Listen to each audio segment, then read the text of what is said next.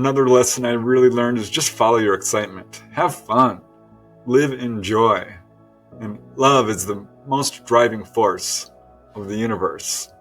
So if you can just live in love and pursue your dreams and your goals and just relax and leave fear behind and have fun. Oh man, the things that will come to you. It's like synchronicity, when suddenly things just kind of like roll out for you and doors open and the red carpet rolls out before you and like, gosh, things are happening so easily. That to me is an indication that you're on the right path. Welcome to the Biba frequency, home to conversations with consciousness. I'm Biba, your host. Hey folks, today we have got Preston Dennett on. What a man, what a being, what an incredibly beautiful, enlightened human being. He's so humble. He's written an entire library of books on the phenomena ET encounters, these beautiful experiences that people have had. He's written about the phenomena. He's just a wealth of knowledge. He's an incredible man. And you'll listen into this interview, him discuss his reality, how he's experienced life, the experiential encounters he's had with his own self in astral projection, in meeting his loved ones on the other side through astral projection and communicating with those on the other side. He talks about fear, how to overcome fear, overcome the fear of death, because there is no death. And he teaches how to do that as well. He's written books about that. He's just an incredible human being. And now I know why I invited him on, because his resonance and his frequency it's beautiful. It's really beautiful. And so I'd like you to take a moment and make yourself a cup of tea, a cup of coffee, whatever floats your boat, and sit down and give this time to yourself to take this in, because this man has a wealth of knowledge, and this is an energy transmission, this podcast. So enjoy it. Preston, thank you for your time, and thank you for your work that you're doing, and thank you for being here at this time and making this a really beautiful experience for others. Welcome aboard the mothership, Preston. It's great to have you here. Thanks for having me on. I appreciate it. Thank you so much for offering your time. And I'm so interested in your insights into your world as you understand it, and how you have created a library actually for us to follow suit. You've created a mapping system through your books. So you're not just an author, but you're an incredible researcher, and you very much remind me of Dolores Cannon in how your research is so deep and rich, and you've created a library for people to really navigate this story. And it's the story of the abductions, the spiritual awakenings. It's like the whole unfolding of it. So please share with us your version of reality. Well, it's interesting because I came into this world kind of as a skeptic.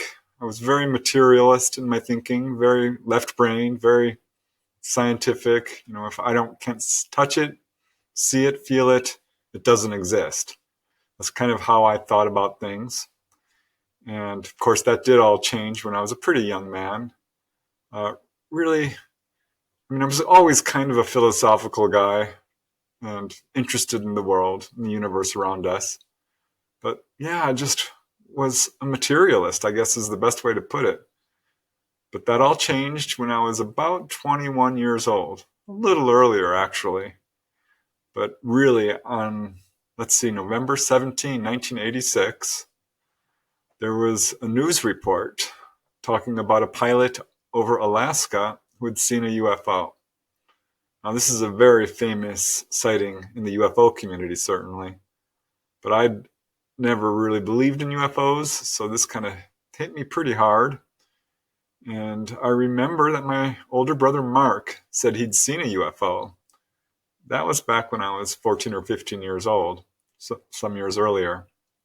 So stupid me, I go up to my brother and say, hey, did you hear about this crazy pilot who thinks he saw a UFO? You think you saw one too? He's like, well, yeah, I did see one. I'm like, well, okay, tell me about it. And he described this amazing sighting, very close up, of a metallic disc with little lights on it, very low level. He chased it in his car with his two friends for about 15 minutes. So it was a good sighting, and it kind of broke through my skepticism. I ended up talking to his two friends because I could just hardly believe what I was hearing. And that's when it started to really snowball, because I found out that I had other family members who had seen UFOs, as well as coworkers and friends, and not just UFOs. Some started describing ghostly encounters, or near-death experience, or telekinesis, or telepathy, or clairvoyance, or out-of-body experiences. I mean, a whole list of stuff that I absolutely refused prior to look at. So for me, it was not good news in a weird way, because it was very stressful to my worldview. My whole belief system essentially collapsed. I had to rebuild it. And I became even weirdly more skeptical, because I felt like I'd been lied to, and a bit scandalized, and really had to take a second look at everything. What I believed, what I was being told, what was being publicized in the media. So that's kind of how it all began for me. And fast forward 1986 to 2024, what's your understanding, Preston, now? Oh gosh, that is that's a big question to unpack. Well, I do know a few things at this point, because there's a difference between belief and knowledge. Mm-hmm. Belief is basically something that you don't know is true, but you think is true. Whereas knowledge is something you personally experienced, and you can say with all absolute confidence that this is real. And I know that UFOs are real. I've seen them. After interviewing a lot of people, I really thought, well, gosh, I believe this is real, but I don't know for sure. I wanted to see them myself, and I eventually did. And I've had a number of sightings over the years.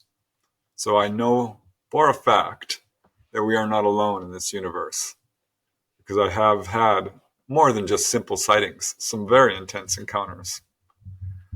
I absolutely know that there is life after death, because that was another thing that really piqued my interest.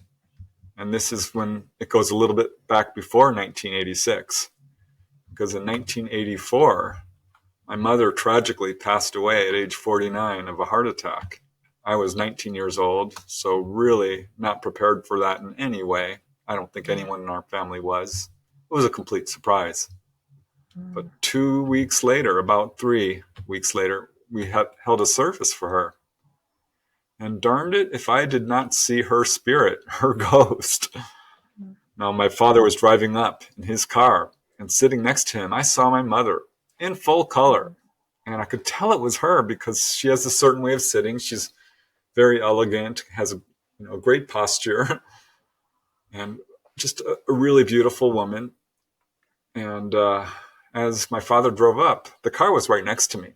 So I could see her from 3 feet away, 4 or 5 at most. And she just sort of pixelated away and disappeared. And at the time, I did not believing in ghosts. I thought, well, I'm clearly delusional with grief. I'm not going to tell anybody this. This will be my dark secret that I will never tell anyone. Then, of course, a few years go by, and I started to realize ghosts were real. So just from talking to people. But really, it's more than that, because about a year or two later, I started having these very vivid, kind of lucid dreams where my mother would come into my room, and I would wake up. I thought I was awake. I would sit up in bed, and I'm like, Mom, what are you doing here? I thought you had died. She's like, I'm actually fine. And she didn't say it in so many words. It was more telepathic, really. But it was so vivid and so real that it really confused me, actually, because she would leave and I would wake up for real, thinking I was already awake. And that happened over and over and over. And on some level, I knew this was her. Just by the quality of her presence, I knew it was her. But on the other hand, my skeptical, rational mind is thinking, well, this can't be true. There is no such thing as life after death. So I am losing my mind. I was at a crossroads. I really needed to figure this out. So I started buying books on dreams and lucid dreams and came across a book on out-of-body experiences. And by this point, I had interviewed a few people who'd had out-of-body experiences. So the book I found was Robert Monroe's Journeys Out of the Body. It's a well-respected book. He's really well known in this field. Mm-hmm. And he gave exercises on how to do it. I thought, okay, this sounds a little scary, actually, but why not? Because apparently anyone can do this. It's not supernatural or paranormal. It's actually a natural human ability. So I did the exercises, and I really, doubled down on them. I was very disciplined, meditating for an hour each night, which is basically what the exercises are. It's relaxation, meditation, visualizations, affirmations, this kind of thing. And it took, immediately my dream recall doubled and then tripled and quadrupled. I mean, I was having very vivid nighttime dreams. Wow. And then it was about a month and a half, 2 months in, I had my first out-of-body experience. Unequivocal, absolutely undeniable to me, certainly, where I just laid down. I felt what's called the vibratory state, which is where your body like buzzes really intensely. And I popped right out and I floated across the room and across the hallway and into the restroom and just grabbed the countertop. And I remember thinking, wow, I am actually doing this. I'm out of body. There's life after death. This is real. This is amazing. Wow. And I was so emotional. I got pulled right back into my body. And I learned a lesson there. Emotion will pull you back into your body, because it happened again. 1 week later, another week after that, I became terrified. I actually just kind of woke up in the middle of the night, looking down at my bed. And after clearing my head and trying to figure out what I was doing, just wandering around my room in the middle of the night, I saw that I was actually still in bed and I was out of body. Wow. Which I can't tell you the shock that went through me. I thought I had died. So I was really upset and absolutely dreadfully terrified. Dived into bed, into my body, woke up. My emotions turned 180 degrees and I was ecstatic.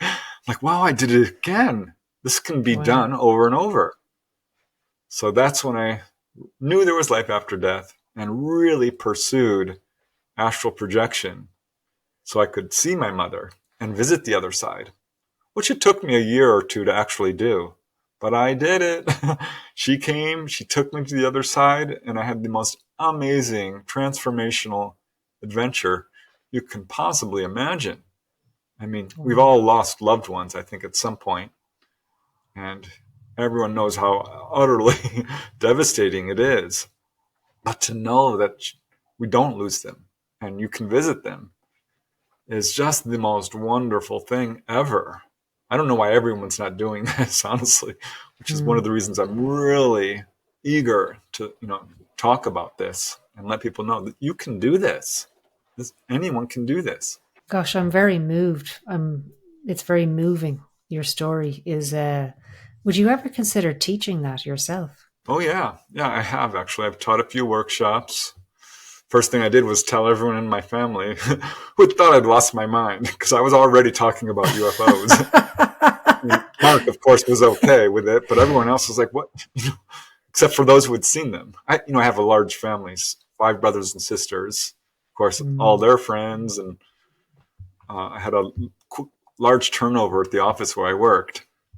So I was getting a lot of witnesses, but I had a big circle of people to talk to. And when I started saying, well, guess what, guys? I'm going out of body. I think a few of them thought I had walked off the deep end for sure. Lost my marbles, gone absolutely mad. Great. But I insisted, that this was real.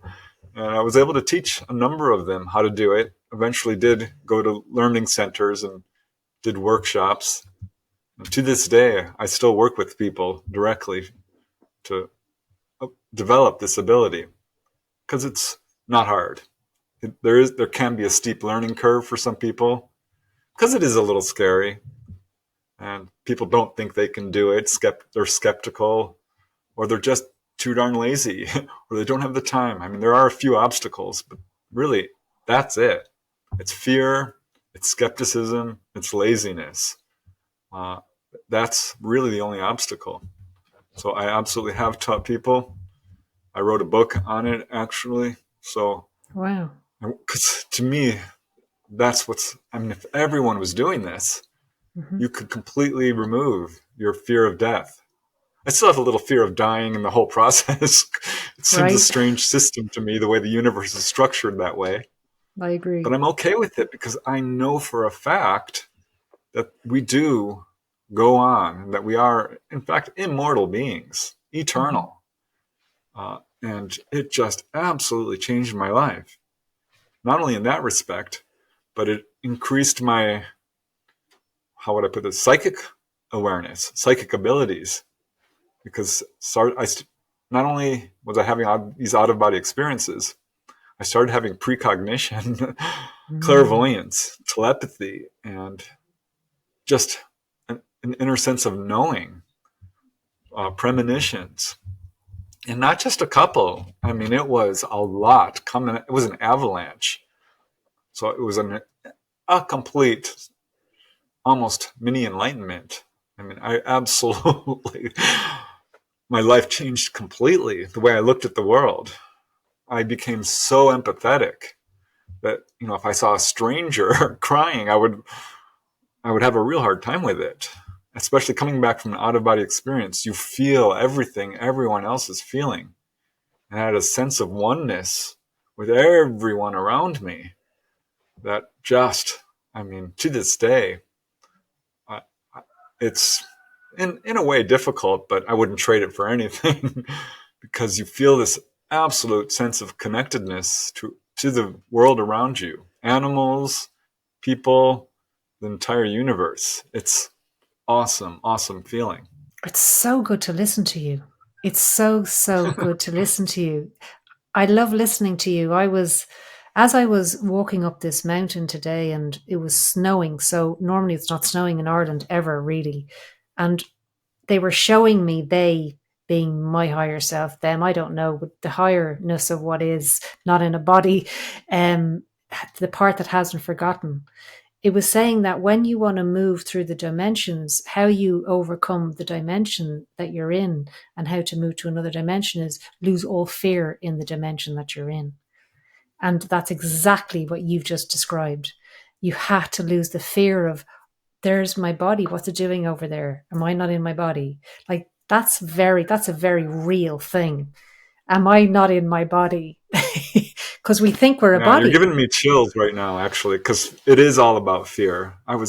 After my mom passed, I was so afraid. I Wow. was living in fear, and overcoming that was one of the most difficult things I've ever done. And it's so freeing. And I've learned that fear is a ruling force in our lives. Whether people know it or not, we're walking around with this dread fear of death at all times. Fear of strangers, fear of the unknown. We're ruled by fear. Our media is very fear-based. And it's not warranted because I've come to realize, wow, we are eternal. Really nothing can hurt us. We might go through pain and loss and unpleasant experiences, certainly. Mm-hmm. But death is not what people think it is. It's an extraordinary healing event where you get a new body that's young and you can fly. And you can always come back to the third dimension if you want. But the universe is a safe place.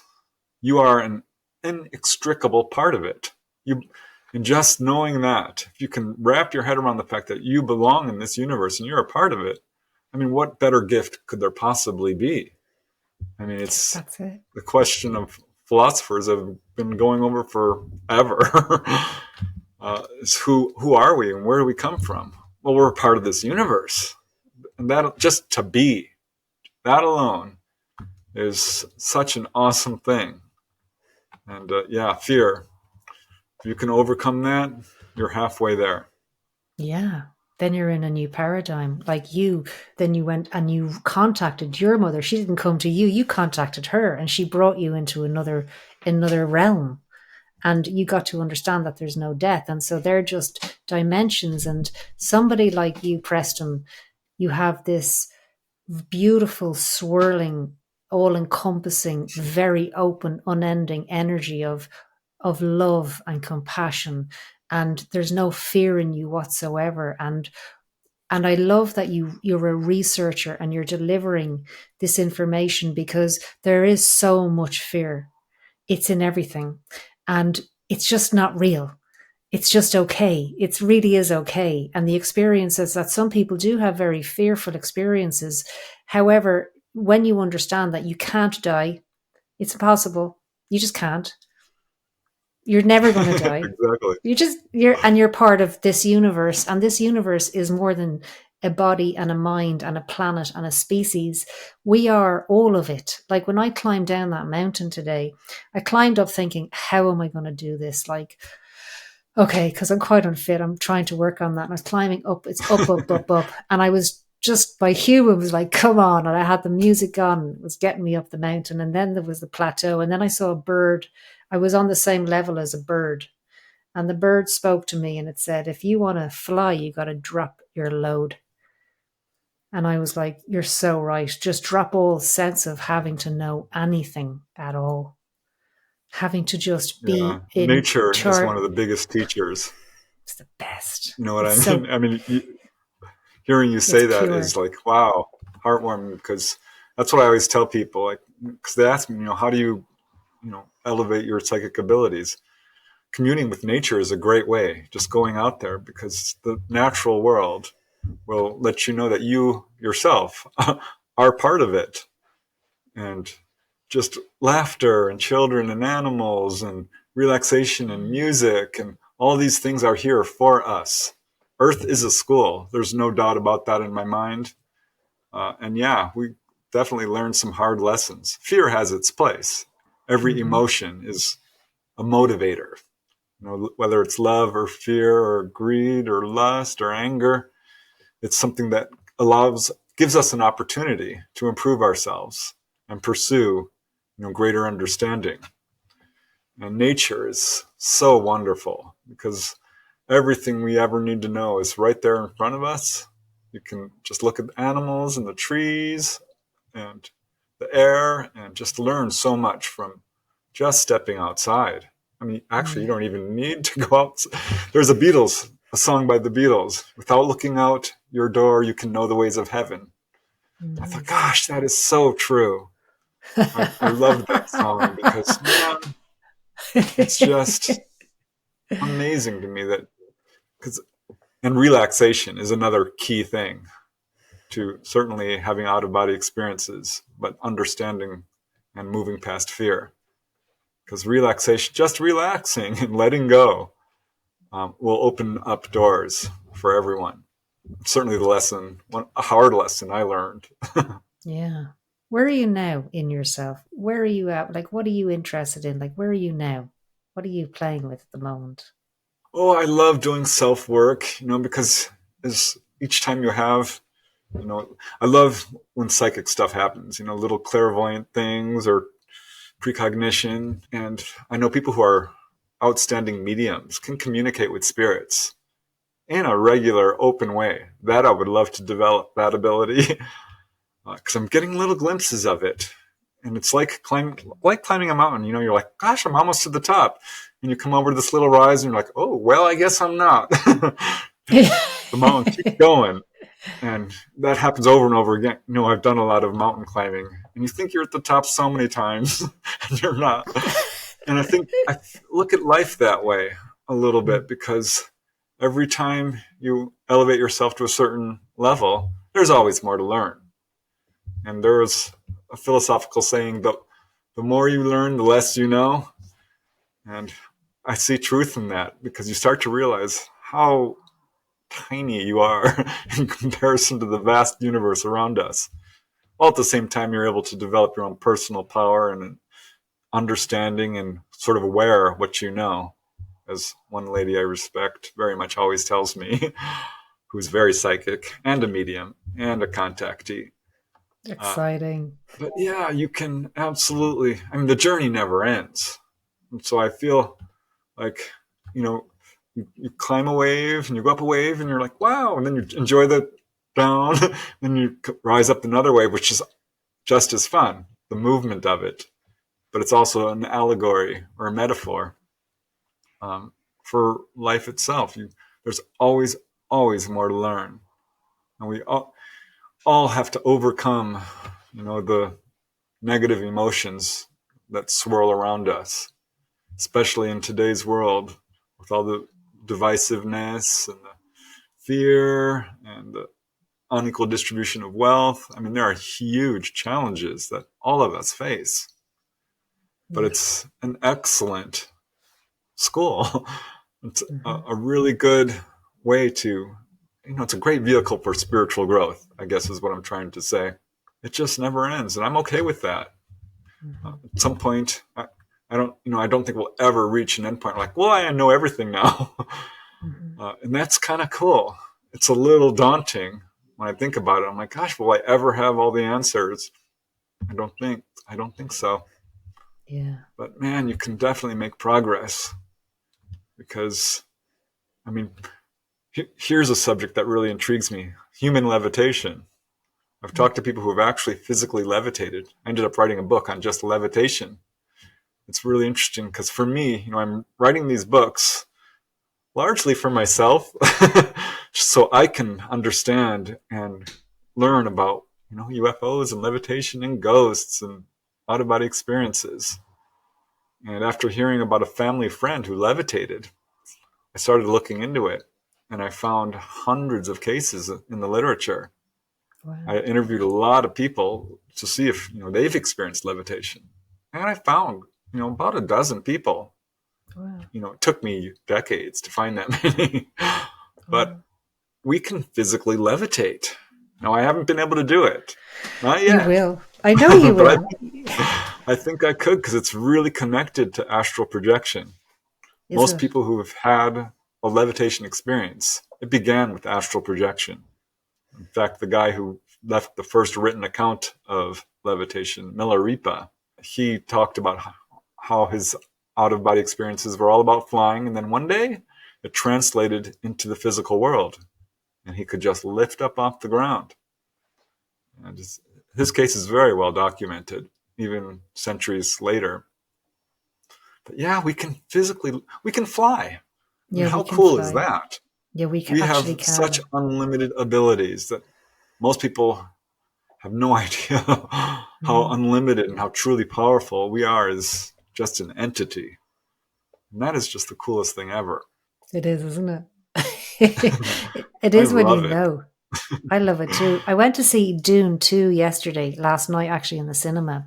And there's a scene in Dune 2. Oh, it's really good. It's cinematically spectacular. It's just the amount of glistening sand. It's just the whole thing is just an Adobe sound. But anyway, there's a part where they just float up. And I was like, yeah, exactly. You just float up. It's so, I saw it. I could identify that I used to be able to do that when I was a kid, because we could do things like that when we were kids, right? And then I was like, yeah, you just got to get onto your toes. And then when you get onto your tippy toes, you just go up. It was just, you know, when you see something and it's like, yeah, I know how to make a really good cup of tea. It was so obvious to me. And I thought, why have I not pursued that? Because somewhere in my program, there's you can't do that. Somewhere I picked up that's from being a child to being a grown up, that's just not true, that you actually can do that. I used to do it every night. I used to fly. In my book, Levitation, I had a whole chapter on children who levitate, because there's an extraordinary number of them. One case just comes to mind because the kid kept doing it. He thought it was, quote, the floating stage, that everyone goes through this period of time where you can just fly. But it's so amazing because kids don't have the cultural programming that, you know, at some point, in a way, kind of suppresses you. Mm-hmm. And it's so amazing to hear these accounts from kids who levitated.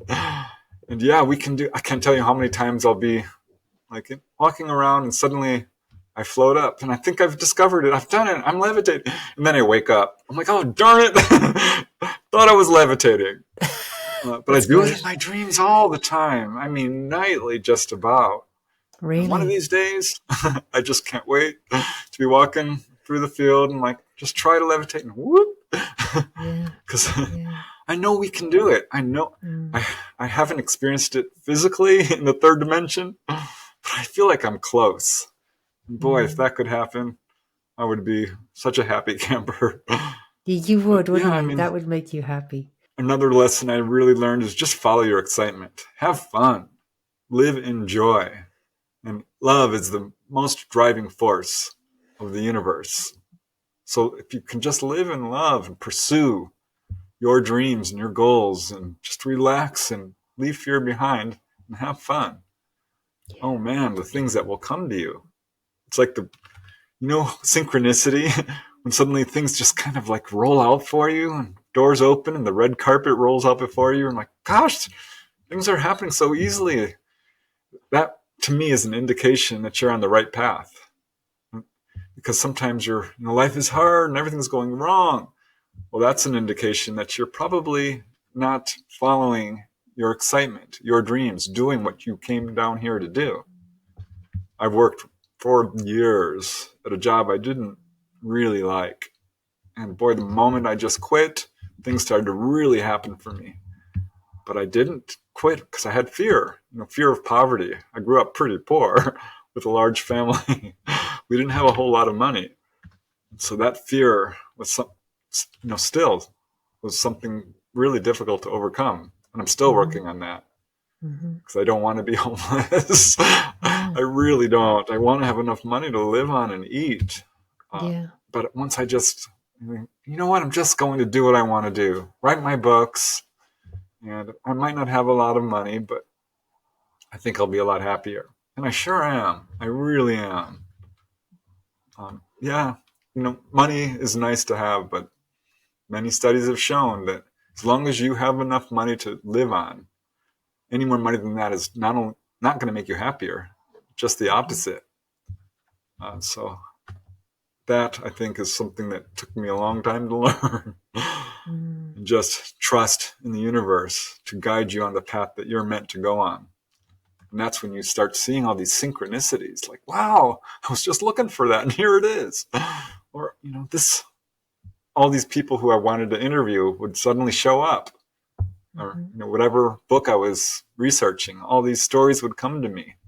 It's like, wow, there is guidance here. Mm. There's people, and I learned that through out-of-body experiences. We do have spirit guides and angels and all kinds of things working for us at all times.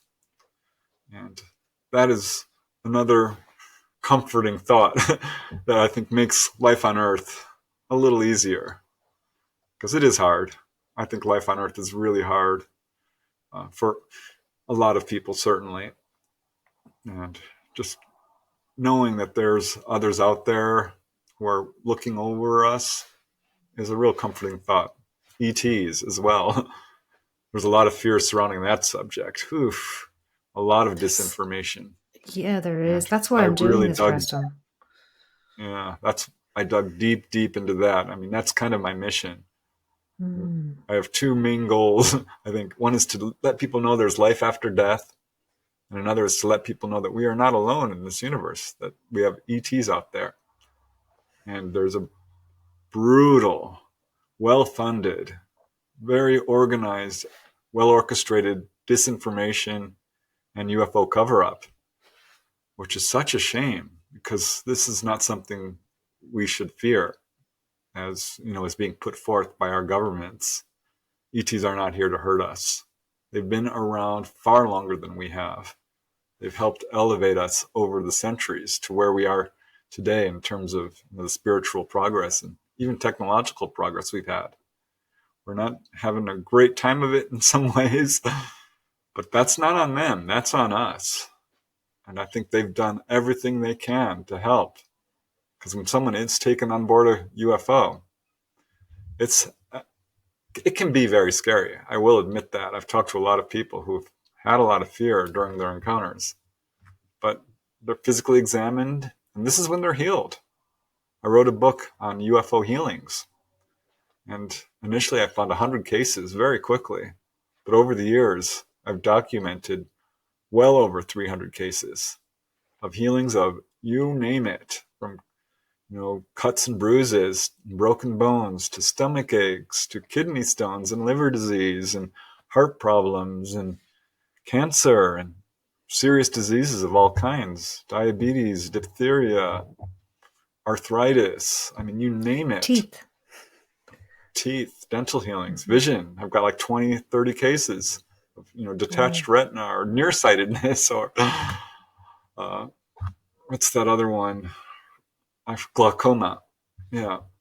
So if you look at these cases, I really encourage people to just step back, leave their fear behind, leave your preconceptions and your beliefs behind, and take an objective look at what actually happens when people are taken on board a craft.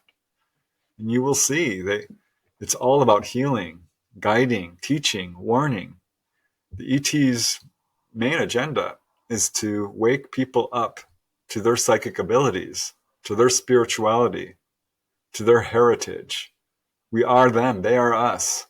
This is what the ETs say over and over again. It's wrong to call them alien. It's not true. We are all connected. So that is something I'm working really hard at. And it's difficult because, again, this cover-up and this disinformation campaign is no joke. I mean, it is difficult to counteract this very well-funded campaign by our own, I don't know what to call them, secret governments, the cabal, or what have you.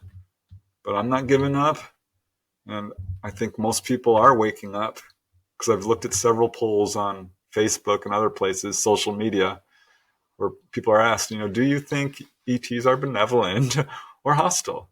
80% say, oh no, I think it's great. We're fine. They've been around forever. If they wanted to take over, they could.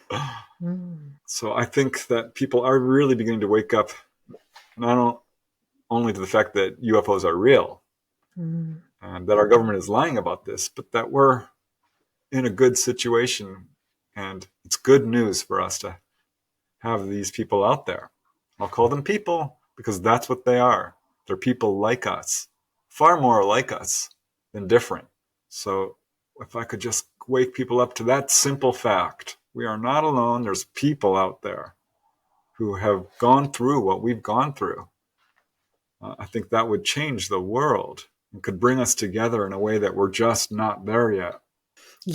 We're not there yet, but we're getting there. Yeah. We are, by having these conversations and sharing them. And there's a counterfeit light. There's a counterfeit light. And we are the opposite to that. We are coming to shine a light on the counterfeit, the other version of a truth. And the other version is, it's like they just painted this whole world with a whitewash, and that it's just everywhere. It's just, so we're just coming along and going, no, we're going to clear that off, because the truth is we are it. We are them. They are us. We are one with all of it. And when you feel that you're part of it and you're not separate from any of it, that's when you come home to yourself and you feel good. You feel complete. You don't feel lonely. You don't feel scared, because you have to just... So when I climbed the mountain, I was like, teach me something about myself today. I want to really understand myself in a new way. And then the bird showed up, and then something else, and 3 or 4 things showed through. All you need to do is engage with life, and it will just respond instantly. Instantly. Exactly. Yeah, I wake up each morning thinking, well, what's the day going to bring? I go to bed each night like, what did I learn? And I also think, well, where am I going tonight? Out of body. Because it's connected. Once you wake up through your nighttime life, it's like coming full circle. And you start to realize, wow, this is how it's meant to be. We're supposed to be aware at night. we're not supposed to fall unconscious and wake up the next morning with no memory. So it's, if you can just embrace life. I love how you said that because it's so true. Mm-hmm. Accept what happens to you. Don't fight Yeah. it, and just live. People know what's right. Just do the right thing. Don't lie. Be a good person. That Yeah. alone, because I think people have a tendency to feel a little powerless. Like, I'm just one person. What do you expect me to do? Just live your good life. Do what's right. And I think you'll be just fine. And have fun. Whenever I do a video on my YouTube, that's my sign off. Keep having fun. Because you see a lot of unhappy people out there and they're just struggling. And there is joy to be had in every day. You can be going through great hardship, illness, and pain, and huge struggles, and still find joy in every day. There's always people around you that you can love and who will love you back. And there's so many ways to heal. I see so many people like just looking for healing. I've said it before, but just walking in nature, laughter, petting your dog, listening to music is so healing. Yeah. A good diet, of course, is really important. Breathing, just learning how to breathe. There's all kinds of books on meditation. All the knowledge that we ever need to really grow is out there. Mm-hmm. It's such a good time for spirituality because anything you want to learn, you can just type it right into the internet. Boom, it's there. Wow. So there's every opportunity in the world to achieve your dreams right now. So it's, despite all the stuff that's going on, that's pretty intense and somewhat negative, I think we're experiencing an absolute sort of renaissance of an awakening with the recent government disclosures, and I'll put that in quotes, about UFOs. I mean, it's bringing a lot of people into this subject. And you can just see so many people becoming much more comfortable talking about not only their UFO experiences, but anything paranormal or, quote, supernatural. And that is so encouraging to me. It's like, wow. I've talked to people like, well, I've never had any unexplained experience. And I'll sit down with them. I'm like, okay, wait. I bet you have. Let's go through this. And sure enough, almost everyone has had, flying dreams or an out-of-body like experience or some level of precognition or just deja vu, little things that we have a tendency to overlook. But if you can just wake up to it and pay attention, you realize, wow, I am psychic. We're all psychic. And it's such a wonderful thing to be able to connect to the universe in that way. So I love how you said, if you just engage, it will respond. I so resonate with that. Yeah, it's waiting for us to engage, it's waiting. It's waiting for us to, and that's why I love meditating, because when you meditate and you get past the noise and then suddenly like you're in the no noise place, and then it all just begins to become apparent, and it just feels better. And meditation really helps just change the frequency, really is what it is. It's just toning down the noise of this world and turning up the volume of your soul and actually what's real and what's true. There has to be time to correct the dials, and meditation for me just does that. Yeah, well, meditation is the one thing that I think is prevalent or apparent in every single school of religious thought or spiritual discipline. Meditation is the one constant. I remember when I started meditating, I thought, gosh, this is hard, because a big brass band would start playing and all these thoughts and people calling my names. I'm like, oh my gosh. And it went down levels. The song I had just listened to, the movie I had watched, the things I had procrastinated, all these things. I mean, it was just an ocean of noise. And finally, if you meditate, you can kind of rise a little bit above it. Mm-hmm. It took me a long time to get to that point where, I can just get a little bit of peace. And meditation is so key to so much, to healing, to relaxation, to health, to all the things that, freedom. I think that's all anyone really wants. It's just freedom. And meditation is so awesome because, yeah, we're controlled. We're pushed this way and that. We do have to work to feed ourselves and our family. We have to do things every day just to maintain. But inside, we're free. We're free to think. We're free to feel. And meditation opens that up. And man, oh man, if people would just start meditating, as we were talking a little bit before the show, how different the world would be if all of us were telepathic. All the lies, all the greed, all the corruption, all of the misunderstandings would just go away. Everything we do on our cell phones, we can actually do psychically. If you want to know something, even, look it up. The universe will tell you. And this is another thing I think is real important. People say, well, I want to be rich. I want to find my true love. I want this. That puts you in a state of wanting. And the universe will kind of reflect what you're putting out. So if you're living in fear, well, you're going to get some fearful events because that's the lesson you're asking for. If you're saying, I want this, I want that, you're going to be in a state of wanting. So like attracts like. The universe, like you say, will engage with you. And if you can just say, I learned this with out-of-body experiences. So I'd say, I want to meet my mom, and it wouldn't happen. It would not happen. I want to go to this place, and I wouldn't move. I finally learned to just say, now I go meet my mother. I now go to the other side. I now go to a healing temple. I now learn about past lives. I now go to a place of knowledge. And just setting that intention changed everything. And I think that's true in the physical world. Because, in the astral world, thoughts manifest very quickly. You think the universe there reacts. And the same is true here. There's a little bit of a lag, but sometimes not. Boom, it'll happen. It's all about just really forcefully setting your focus, your intention, your willpower, your emotion on what you want to manifest. Don't put yourself in a state of want. Put yourself in a state of manifestation. It'll happen a lot more quickly. You're a real true teacher. I'm really just a guy. No. That's why you're a true teacher, because you're just a guy. That's why it works. That's why the information it's received, because the reception's so clear. It's just beautiful. It's beautiful how you speak because you care. You really care that people get it.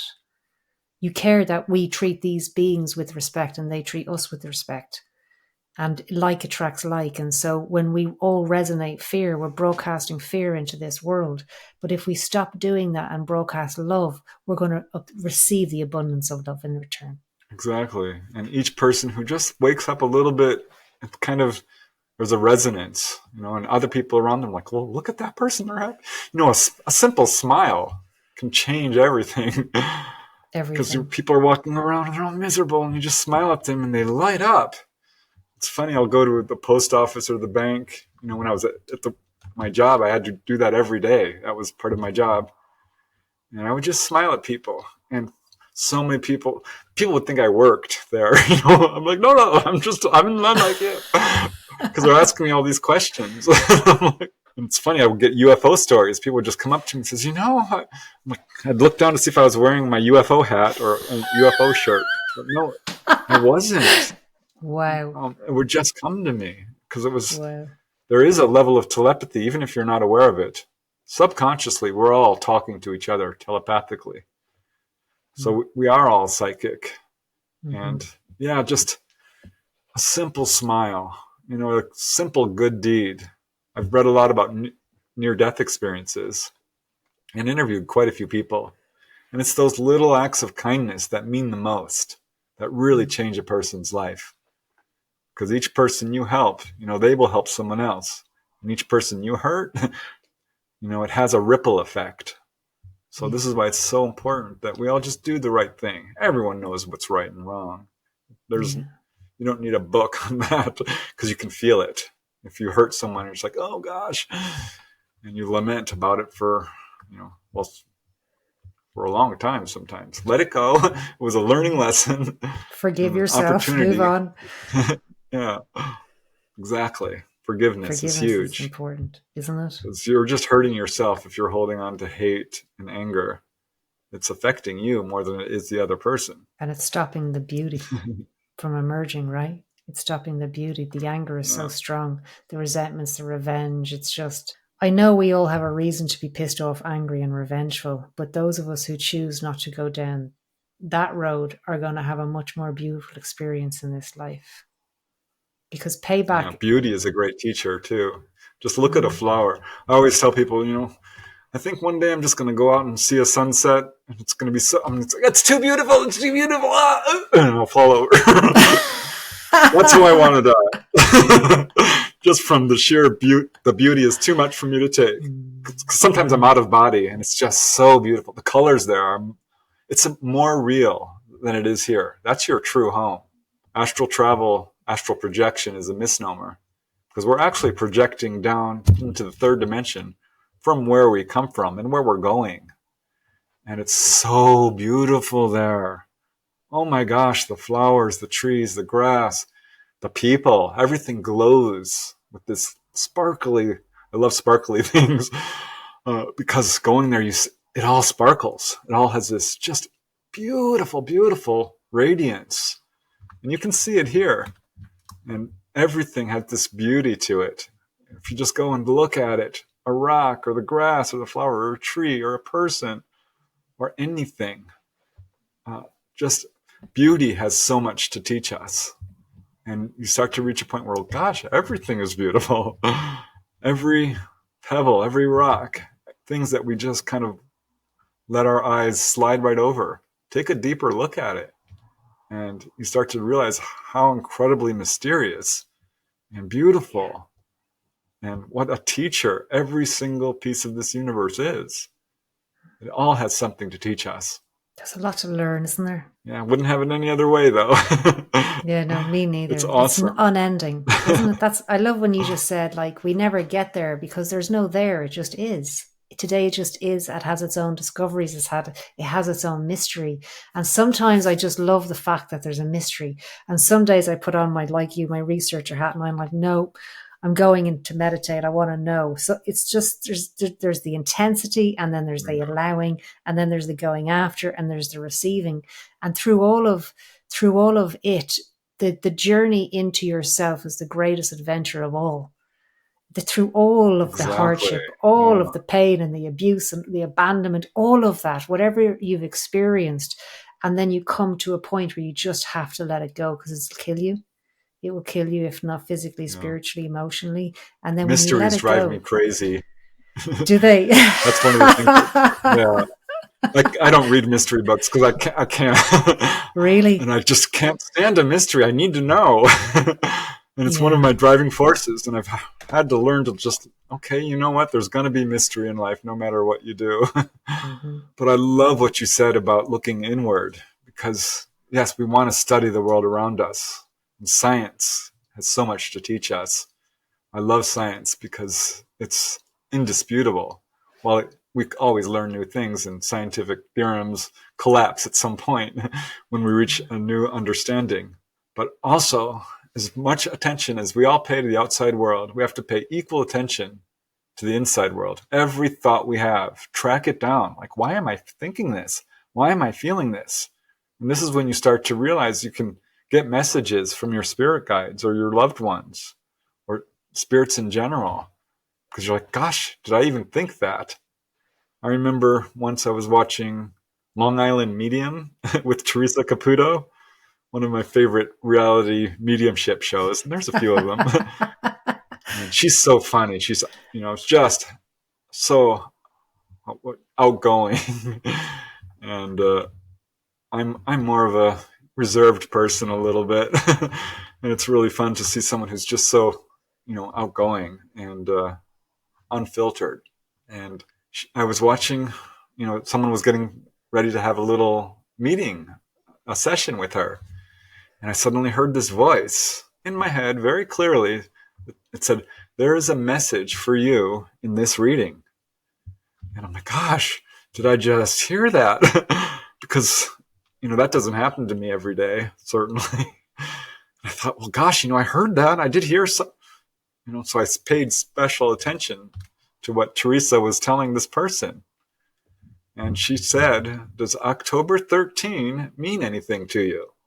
And I immediately started bawling because that was the day my mom died. Wow. That was the very day. Wow. And I thought, oh my gosh, I did hear that. There is a message here. And it was just the coolest thing. And if you pay attention to every thought you're having, every feeling, you start to get a lot of this. And you'll be driving along and stop. And a car will go right in front of you. Or, turn this way, don't park there or you'll get a ticket. I parked there anyway and I got a ticket. Didn't listen. I heard it clearly. Darn. Why would I don't see any sign. There was a sign. It was blocked. I didn't see it. I got a ticket. But yeah, if you listen to that, you'll get this really special guidance.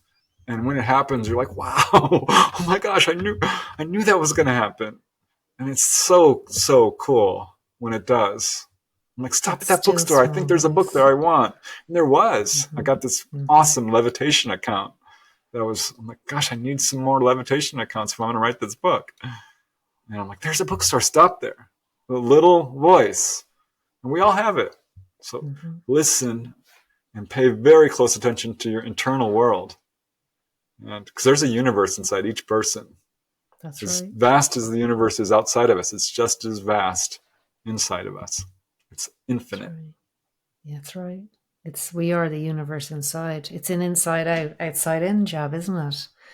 And it is that small voice. It's that when we learn to really listen, the art of listening, and listening just is not having to say a prayer or there's times for people who like to pray and intentions and all of that. But then there's a moment where you just pause and you begin to feel how you're feeling, and then you feel your body, and then you say to your body, does it need anything? No, it's comfortable. The body's comfortable. The mind gets comfortable. Then you begin to feel your energy body, and then you just sit and you wait and you wait. And sooner or later, it'll become very apparent to you that you're getting messages in your voice, but they're always for the greater good. It's always go to that bookshop. Don't park there.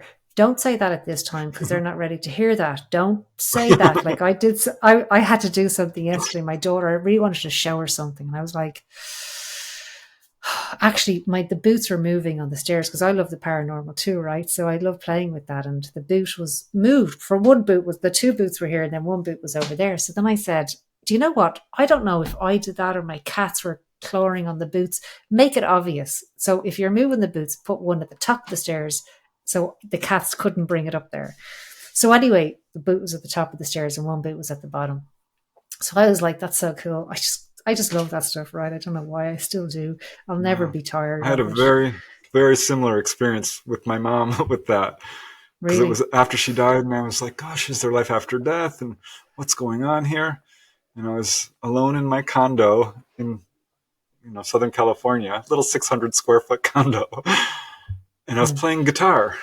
And suddenly the light turned off and then went back on. Not in a flicker, but like off and then on.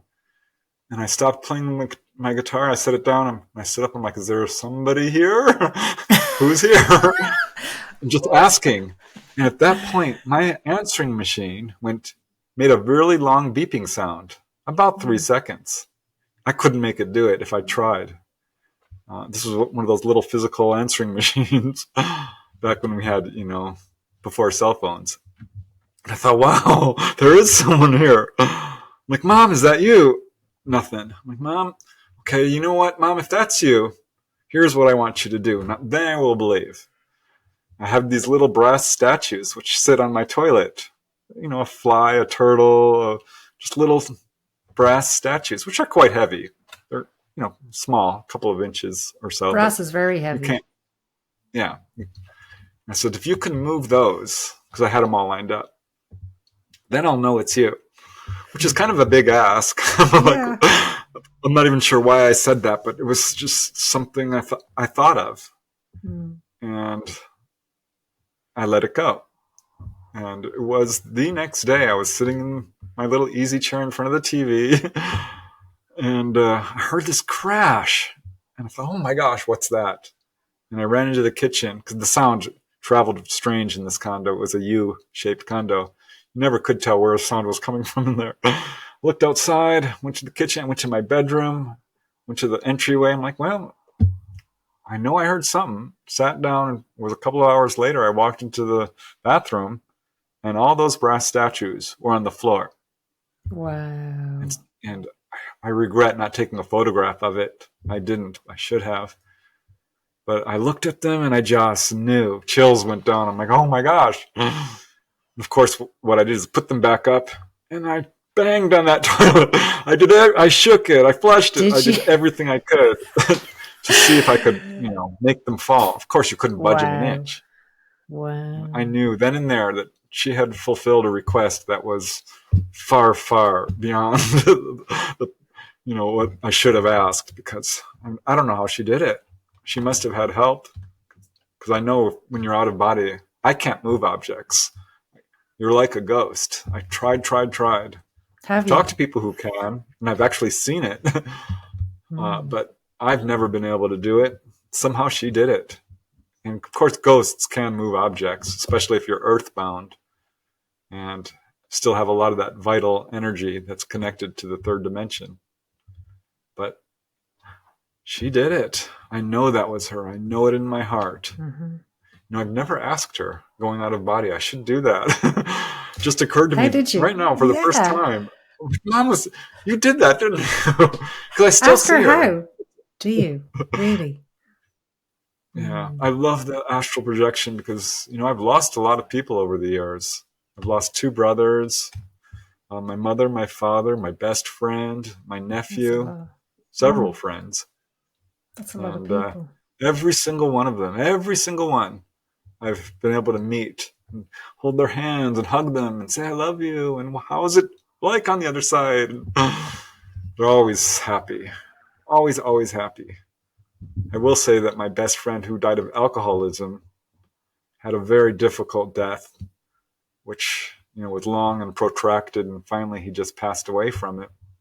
And the first time I saw him, he was not happy. He was in a very low realm, surrounded by darkness. And I came upon him about 2 or 3 weeks after he passed on. And he was screaming, I'm not ready. I don't know what's happening. I don't like this. And I'm like, you're going to be okay, Roger. You're going to be fine. I'm here for you. I'm going to help you if I can.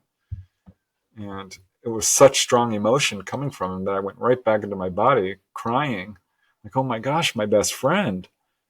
And I called his family. I called everyone.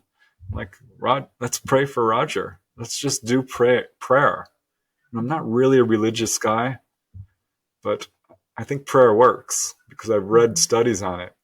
And they've done double-blind studies where they've prayed for people, and their hospital stay is shortened over and over again, or their healing is accelerated. It does work. Definitely. So, yeah. So they prayed. I prayed like a madman for him. And the next opportunity I had, I went to see him. And I'm like, I popped up. I'm like, okay, because I always I have an agenda, an intention. Whenever I pop out of body, I've got something on my bucket list that I want to do, something to try. Because there's lots of books on this, and people are like, "Well, I did this. I went to the moon. I learned about a past life." I'm like, well, if you did it, so can I. So I put Roger on the top of my list, and I popped out. I'm like, I go to see Roger now. I didn't ask to see him. I'm like, I'm going to see him, and I did. And he was in a slightly higher realm. It wasn't quite what I would call the heavenly realms or the garden realms, but it was definitely higher up. It was more of an urban setting. And I came upon him, and he was behind a barrier that I couldn't cross, which I found really interesting because I read about that in near-death experiences. But I saw him there, and he spoke to me audibly, which was really interesting because it's often telepathic. But he said, Preston, I want to thank you for all the love bombs. Because I would just sit there and pray and say, I love you, Roger. Know that. And let this love carry you up, and you're going to be okay. And he was. And I saw him later again, and he was in a hospital setting on the higher astral planes, the garden realms, the heavenly realms, where it's so beautiful. There's flowers and there's pastures and forests and little pathways and benches, and everyone there is just having a great time. You couldn't be in a bad mood if you wanted. It's just not possible. And he was there being cared for. And I'm like, oh gosh, I'm so glad he's okay. Now I can relax a little bit. But that's where we all go for the most part when we pass on, unless you don't believe in life after death, which could leave you earthbound, or if you're addicted to drugs or alcohol, or if you're a really bad person and are consumed with hate or greed or lust or any one of the so-called sins, they can hold you back, which I think is what the Bible is trying to tell us of the dangers of negative thinking, negative habits. I like Buddhism actually because it talks about the middle path and right thought, right action, right this sort of thing.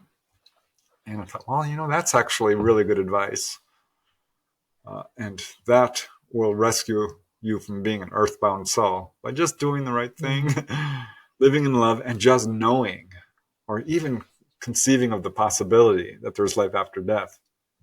Because I worry about people who absolutely are so skeptical. They're like, there's nothing after death. It's dust to dust and you're gone. Well, you're going to have a wake-up call, because when you do die, I hope you recognize it, because what happens is people don't. They think they're still alive and they can't understand what's happening to them. And if you have astral projection and you start doing it regularly, at some point you will be inducted into pulling these people over to the other side, because there's a lot of people who are confused and stuck on these lower realms and they need help. So you become a little bit of a social worker when you learn astral projection. But it's really cool. It's very rewarding. Wow. You just put a whole other angle on, because I help earthbound spirits when I'm doing hypnosis with people, because sometimes when someone has a trauma and they're energetically at a very low point, an earthbound spirit will attach to their energy field to feed off their light. And so we deal with and I'll say to them, do you know you're attached to a person? No. Well, do you know that you're attached to a young woman here? No.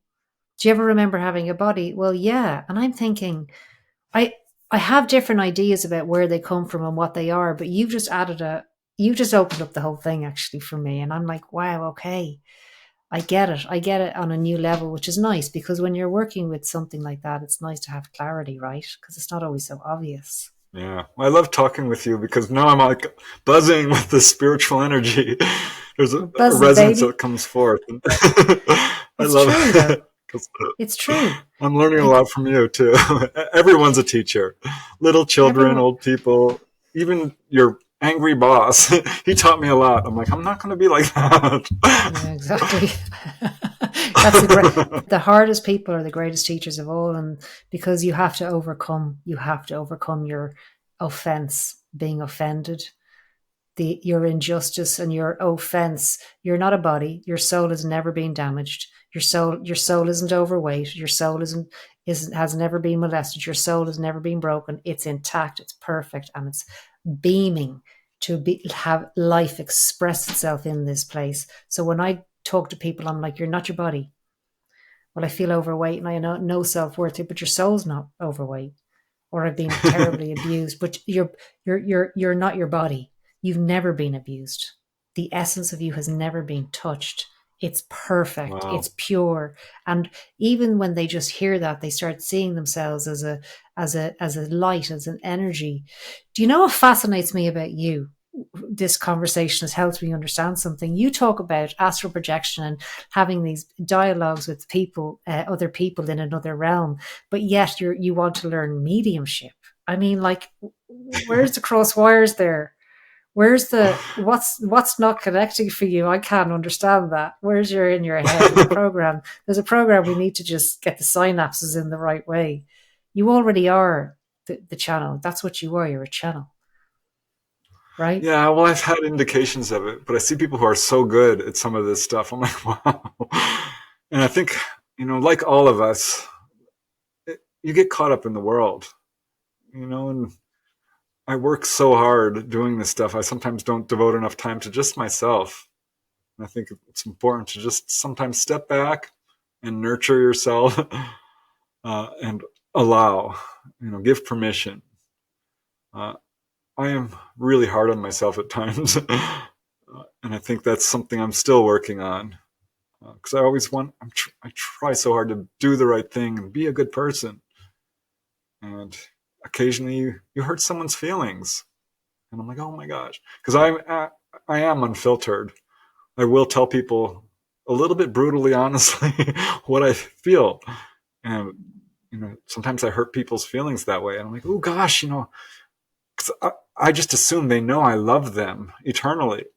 And sometimes people don't fully understand that this is coming from a place of love, particularly family. I'm really, well known in my family for being a little bit inappropriate and just blurting out something that's, we don't talk about this. I'm like, well, like, sex. No one wants to talk about sex. It's so taboo. And I'm not sure why that is. If we could just discuss these sensitive topics of politics and sex, and because UFOs are like that. It's a core belief that really affects your worldview. I think if we could just be brutally honest with each other, coming from a place of love, it would be helpful. But I've had to learn to put on my filters, especially at work. Thankfully, I left that job, but I got myself in trouble a few times by just being a little bit too honest. I prefer people be honest with me, just tell me. Yeah, I'm like that too. I made a deal with myself when my daughter was very young to never lie to her, ever. I've never lied to her. And I've always told her the truth. And if I learn something, I teach her. And like she would come into me and go, "Are you okay? Are you okay?" And it took me a bit of time to realize that she's really intuitive and really psychic. I'd say, "No, honey, I'm fine." Because I brought her up on my own. So I didn't want to think if I was having a bad day, I didn't want her to think that she did something wrong, right? Taking it all on Right. board. Anyway, I eventually realized that my denial of that truth was actually blocking her abilities. So I realized one day she came into the bedroom and she says, "Are you okay? I just feel you're a little bit, is there something wrong?" And I'm like, "No, hon, I'm fine." Now, I didn't know I wasn't okay. And then when she left, I was like, "No, she's right. I'm really sad today." So I called her back and said, "You are 100% correct. I'm going to be all right, but I'm not all right. I'm feeling off, edgy, angry, whatever." And so I've learned to help develop her skills and her natural abilities, which we all have, by just being very transparent, very real, and extremely loving. And for the enormous mess that I did make in my parenting, I apologized for that. And I said, one day, I hope you freaking forgive me for the parts I got so terribly wrong. Like, I really, really have one regret in this life is a couple of my early years with her, but I've learned to forgive myself, and I've walked her. We've come a long way, and forgiving yourself. And what I'd like to say to anybody who's listening to this, who just feels like they've gone too far to ask for forgiveness. They've gone too far, or they're too deep in or too old in their mind to say, "Well, I can't say sorry to that person," because you can. You just can. You just got to make a choice and even ask the universe, or ask the other people, the other guides, just say, "Help me release this hatred. Help me release this anger or this guilt or this shame." Like, work on it. Because when you work on it, you'll get the assistance to release it. And don't just sit in your own defects. Like, get over it and do the work and meditate and read your books, for example. You've written on everything that I'm interested in. It's like Preston's library. It's like, I love your world view. And there's one thing I'd like you to talk about is your understanding ETs among us, like those that seem to be human, but they're not quite human. And I don't think anyone's quite human, actually. I think we're all an accumulation of things, but actual other species are here. They're not coming, they're here. Where it's like it's all happening at the same time, right? Yeah, well, it's really interesting to me because coming into this field as a complete skeptic, one of the reasons I was skeptical is because I heard accounts of ETs, and people were describing humanoids. sometimes people just like us. And I thought, this is far too much like Star Trek. They are clearly making this up. If ETs were real, they would have claws and tentacles and things we would never understand in a million years because they're coming from a place that's so completely different. That turned out not to be true. That was an assumption, and I was wrong about it. Because if you look at the first-hand accounts from people who have had encounters, they are describing almost universally, without exception, a humanoid. Whether it's a small gray or a praying mantis or a little blue being or a tall white or a short little dwarf-like being or a very tall, strange humanoid of some kind. They have eyes, they have arms and legs and a head. They're humanoid. They're human. This is the message so many contactees get. We are you, you are us, we are one. We share a common ancestry. And when I hear accounts of people who see ETs that absolutely look human, 100%, well, that really changed everything for me. And that made me realize, wow, all of us are humanoid, human, ET. I don't think we evolved on this planet, as is put forth by mainstream science, because the contactees have been told that no, we did not. That there are humans throughout the universe, and always have been. It goes way, way back. Originally, apparently, according to several contactee accounts, we lived on Mars, which I thought was so interesting that keeps turning up. And now there are people who are on our planet today who have ET ancestry in different ways. Some are told by the ETs, well, you were us in a past life. I found that really fascinating. And others are told, well, you're actually part hybrid. You have some of our genetics. So this has become one of the questions I will ask contactees. I'm like, have you ever done Ancestry.com? Do you know anything about your ancestry? And you start to hear some really unusual stories from contactees who will say, yeah, I've got pretty much every ancestry on this planet. Or I've got lots of royalty in my family. Or all my genes come from one parent, which is there's a name for that, genetic dysautomy or something. I've had that turn up a couple of times. Just really strange genetic descriptions. And some, have had their ancestry done, and like, well, this portion of it we can't identify.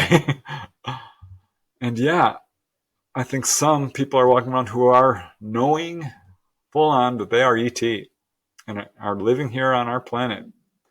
Certainly there's a lot of historical accounts of this, of people who've seen ETs in places you would never expect. Wow. Whether it's a bus station or a gas station or a casino or a liquor store or a school. Wow. Full on. And well, in some cases, there was one girl that comes to mind. She saw this man standing in front of her high school who came up to her, and she later saw him in the liquor store, a convenience store, and then saw him on board a craft. So, yeah, I think that they do have the ability to walk among us. That's good. We need that. We need the vibration of something alone. other. Yeah, we're definitely not alone. Isn't it lovely that we can have this conversation with that doesn't. I like having conversations that doesn't need anything to be proven or questioned. It just is. You get to talk to some people and you just know you're both on the same. You're both looking through the same TV box. It's like, yeah, I get that. That kind of makes sense to me. And so I'm not going to take up any more of your time.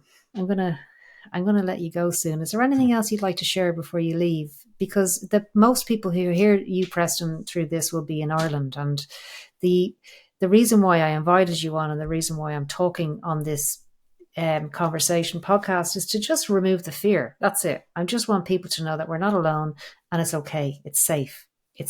You're all right. It's not about hauntings or abductions, that actually there are other people out there that want to help you personally. Yeah, I don't even use that term UFO abductions anymore. I call them onboard experiences because I like that. I'm going to steal that from you. I was looking for another word. It's just not accurate to call it that because most people I interview don't feel that.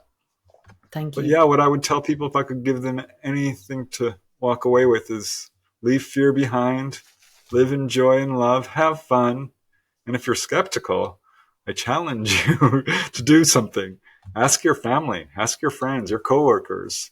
Have they had any unexplained experience? I think you're going to get a huge surprise because most people don't talk about it, even among their own family. So, yeah, just be open to it and know that we are eternal beings. There is life after death, and that ETs are out there watching over us, and they've got a lot to teach us. They're just waiting for us to reach out to them and meet them halfway. Beautiful. Thank you. Thank you so much. Thanks for your wisdom and your insights. And I'm going to post the links to your material. And is there any books you're writing at the moment, or are you taking a break from writing? Oh gosh, no. Breaks? No. Rest is for the weary. I just put out a book right here, Not From Here, Volume 5. Just put Not that From out. Here, So Volume 5. What is it, that one it's about? going to be a few months before. It's about different types of UFO encounters that people have. It's a 5-volume set, all about the more unusual side of UFO activity. Beautiful. But I've got a chapter there on astronomers who've seen UFOs, sightings involving 100 objects at once. Wow. All the warnings ETs give people about, the dangers we're posing to our own planet or what we're facing in the future. Mm-hmm. But yeah, I've got other books lined up. I'm going to write another on astral projection. I'm going to do a sequel to Symmetry, a true UFO adventure, which is about my favorite contactee who really woke up to contact and moved beyond fear and doesn't need hypnosis. Her story is extraordinary, so I'm going to put out a sequel to that. I've got lots of stuff I still want to do. Well, I look forward to that. Thank you so much, Preston. Hey, thank you for the opportunity. I truly appreciate it. It's been so much fun. Until next time. All right, bye.